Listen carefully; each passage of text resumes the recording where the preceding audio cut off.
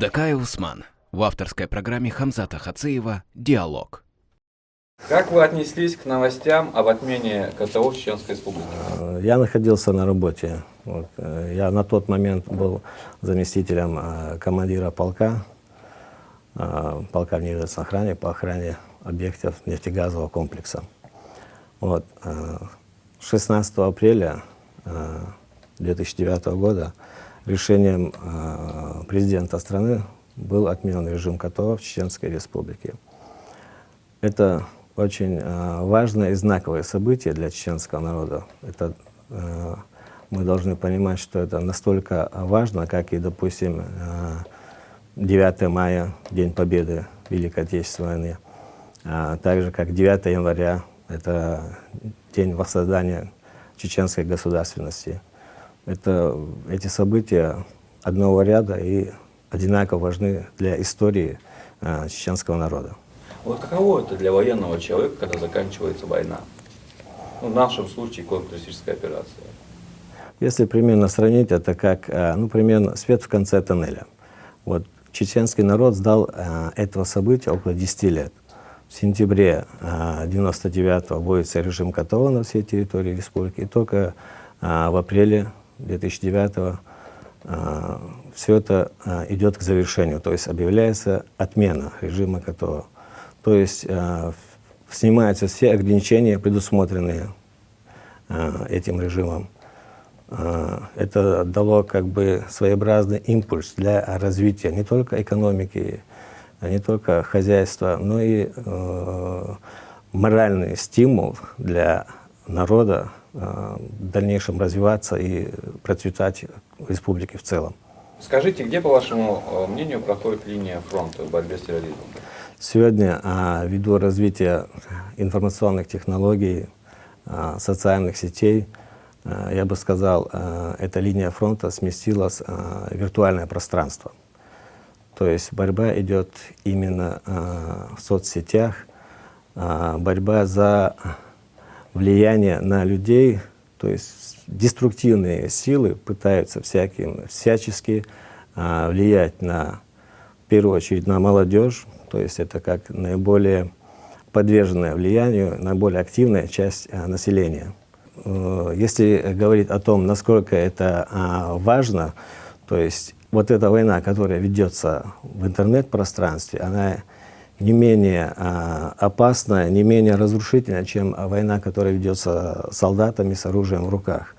В качестве примеров, допустим, события в Грузии, переворот в Украине или так называемые цветные революции в арабских странах.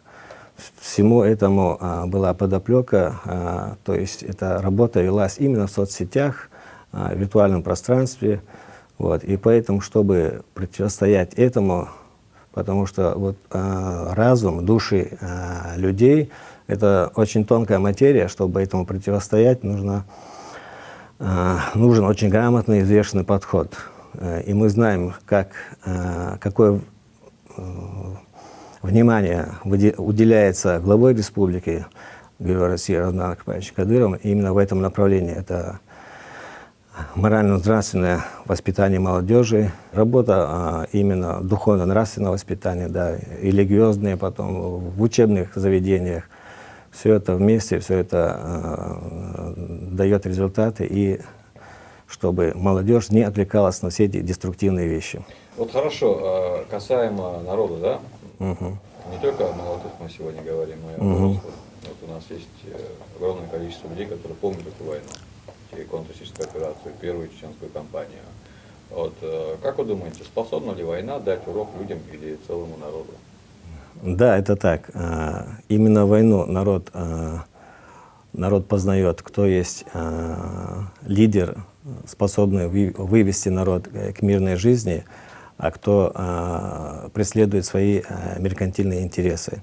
Первый президент Чеченской Республики, Герой России Ахмад Хаджи Кадыров, как раз-таки сплотил наш народ, консолидировал общество. И в том, что народ должен быть единым целым для достижения своей цели, в этом и есть главный урок этой войны. Вот имеет ли право, как вы думаете, вообще народ забывать те негативные события, которые с ним происходят? Ну, война может повториться только в том случае, если народ не извлек урока из предыдущих событий. Поэтому однозначно надо помнить о войне, помнить, чтобы наши дети, наши потомки не видели всего того, через что пришлось пройти нам и нашим отцам и дедам. Наверняка вам приходилось общаться с людьми, которые вступали в незаконное вооруженное формирование. Вы в беседе с данными товарищами, да, с этими людьми, пытались выявить причину вот этого шага этих людей? Да, конечно, по роду службы приходилось общаться с подобными людьми. Причины были разные, от самых нелепых. Но главная причина в том, что в нужный момент рядом не оказалось того, кто бы мог удержать этого молодого человека от этого шага. То есть тот, кто бы ему объяснил пагубность этого, насколько это чревато, да, чем это может обернуться для него, для близких. И здесь мы опять возвращаемся к тому, насколько важно воспитание молодежи, занятость молодежи, чтобы они не отвлекались на посторонние вещи в соцсетях и так далее, а были чем-то заняты, и с ними рядом был тот, кто направит их на правильный путь. Ну, в первую очередь, вы, наверное, имеете в виду семейные. Семья, прежде всего, семья, школа, да, прежде всего семья. Я хочу напомнить нашим слушателям, что у нас в гостях был заместитель начальника управления Росгвардии по Чеченской Республике, полковник полиции Дакаев Усман Алиевич. Мы бесконечно благодарны главе республики, Герою России Рамзану Ахматовичу Кадырову, а также руководителю общественного фонда Аймане Несиевне за ту помощь, которая оказывается правоохранительным органам, и благодаря чему у нас есть все необходимое для выполнения наших задач на созидательном пути первого президента Чеченской Республики, Героя России Ахмата Хаджи Кадырова. Личный состав подразделения управления Росгвардии по Чеченской Республике всегда готов защитить нашу республику, нашу родину. И мы сделаем все, чтобы сохранить мир на нашей земле. Ну и, пользуясь случаем, хотел бы поздравить всех жителей нашей республики с этим праздником. Так как он называется День мира, то я желаю всем мира, здоровья, благополучия и всего самого светлого.